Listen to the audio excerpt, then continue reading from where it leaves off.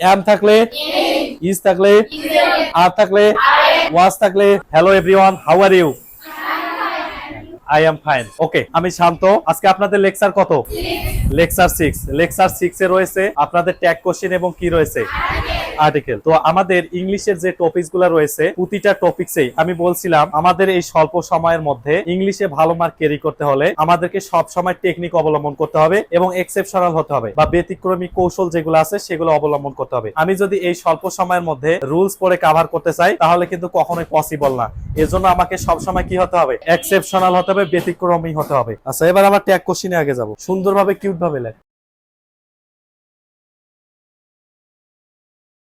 তো আমাদের লেকচার 6 এর মধ্যে আর্টিকেল ছিল এবং আরেকটা কি ছিল? Tag question. তো ট্যাগ কোশ্চেনে আপনাদের বইয়ে এবং বিভিন্ন জায়গায় অনেক রুলস রয়েছে। তো আমি আপনাদেরকে বলছিলাম আমরা কোনো রুলস পড়বো না, আমরা 3টা টেকনিক শিখবো। কয়টা টেকনিক? 3টা টেকনিক শিখবো। এই 3টা টেকনিক শেখার পরে আপনি দেখবেন যে বাসায় গিয়ে দেখবেন যে ট্যাগ কোশ্চেনে যতগুলো কোশ্চেন আসছিল সব কোশ্চেনেরই কিন্তু কি করতে পারবে? অ্যানসার করতে পারবে। তো আমাদের ট্যাগ কোশ্চেন থেকে কোশ্চেনগুলো আসে কি রকম? আমাদের ট্যাগ কোশ্চেন থেকে এইরকম কোশ্চেন আসে। এখন আমি যদি তোমাদেরকে বলি যে ট্যাগ কোশ্চেন কাকে বলে, এই কোশ্চেনটা কখনোই আসে না। ট্যাগ কোশ্চেন মানে হচ্ছে জুড়ে দেয়া। ট্যাগ কোশ্চেন মানে কি? জুড়ে।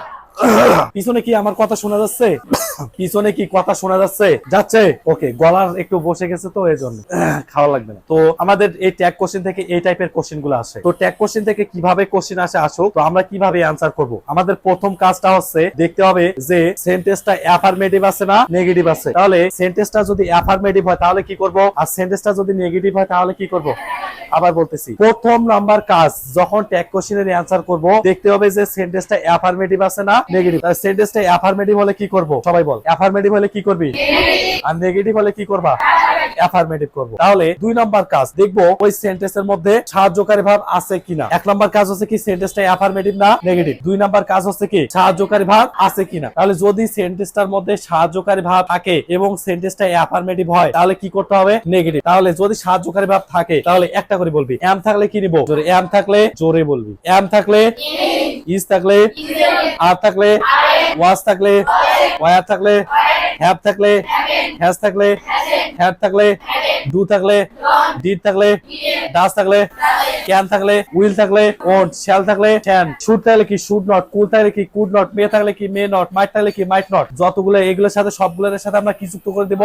নট যুক্ত করে দেব। আরেকবার বলতেছি, ট্যাগ কোশ্চেনের যখন আমরা অ্যানসার করব প্রথম কাজ হচ্ছে দেখতে হবে সেন্টেন্সটা অ্যাফারমেটিভ আছে না। 2 নাম্বার কাজ হচ্ছে দেখবো সেন্টেন্সটার মধ্যে সাহায্যকারী ভাব আছে কিনা। তো যদি সাহায্যকারী ভাব থাকে এগুলোর সাথে কি করে দিব? নট যুক্ত করে দিব। তাহলে আরেকবার, এম থাকলে কি নিব? ইজ থাকলে আর থাকলে ওয়াজ থাকলে ওয়ার থাকলে হ্যাভ থাকলে হ্যাজ থাকলে হ্যাড থাকলে ডু থাকলে ডিড থাকলে ডাজ থাকলে। তো এই টাইপের কোশ্চেন গুলো আমরা দেখবো। 2 নাম্বার কাজ দেখলাম সাহায্যকারী ভাব থাকলে এই স্টাইলে অ্যানসার করব। যদি ওই সেন্টেন্সের মধ্যে সাহায্যকারী ভাব না থাকে তাহলে আমরা অ্যানসার করব কিভাবে? দেখো, সাহায্যকারী ভাব যদি না থাকে আমরা কিসের দিকে খেয়াল রাখবো? মূল ভার্বের দিকে। কিসের দিকে? মেইন ভার্বের দিকে বা মূল ভার্বের দিকে। তাহলে মূল ভার্বটা যদি ভার্ব 1 হয় তাহলে কি নিব? ভার্ব 2 হলে ভার্বের সাথে এস বাই এস হলে। আরেকবার, ভার্ব 1 হলে কি নিব? ভার্ব 2 হলে ভার্বের সাথে এস বাই এস হলে। আমরা কি খেয়ে আসেন নাই? খেয়ে আসো নাই? কথা বলিস না কেন? ঘুম পাচ্ছে না ফোন চাপতে ইচ্ছা করে? কোনটা? ঘুম ধরছে? ওই কিসের টেনশন? বললাম তো টেনশনের ঔষধ আমার কাছে আছে। ওকে, আরেকবার, ভার্ব 1 থাকলে কি নিব? ভার্ব 2 থাকলে ভার্বের সাথে এস বাই এস থাকলে। তো আমরা এই টাইপের কিছু কোশ্চেন দেখবো। দেখো, আই এম আ স্টুডেন্ট। আচ্ছা, এই যে একটা সেন্টেন্স আছে এটা অ্যাফারমেটিভ না নেগেটিভ?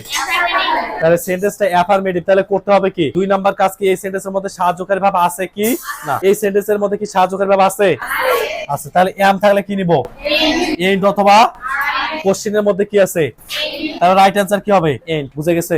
বুঝছো সবাই? আমাদের সহজ টপিকস এবং আপনাদের জন্মের পর থেকে এই জিনিসটা করে আসছে, সুতরাং না বুঝার কোনো ওয়ে নাই। বুঝে গেছে? দেন আসো, ইউ নিউ এভরিথিং। আচ্ছা, সেন্টেন্সটা অ্যাফারমেটিভ না নেগেটিভ? করতে হবে কি সাহায্যকারী ভাব আছে? আছে নাই? তাহলে কিসের দিকে খেয়াল রাখবো? মূল। এখানে মেইন ভার্ব কি দেয়া আছে? V1 না V2? V2 হলে কি নিতে বলছি? তার মানে রাইট অ্যানসার কি হবে? ডিডেন্ট। ক্লিয়ার? দেন আসো, ইউ লাইক ভেজিটেবলস। আচ্ছা, সেন্টেন্সটা অ্যাফারমেটিভ না নেগেটিভ? করতে হবে কি সাহায্যকারী ভাব আছে? নাই? কিসের দিকে খেয়াল রাখবো? ভার্ব এখানে কি আছে? V1 না V2?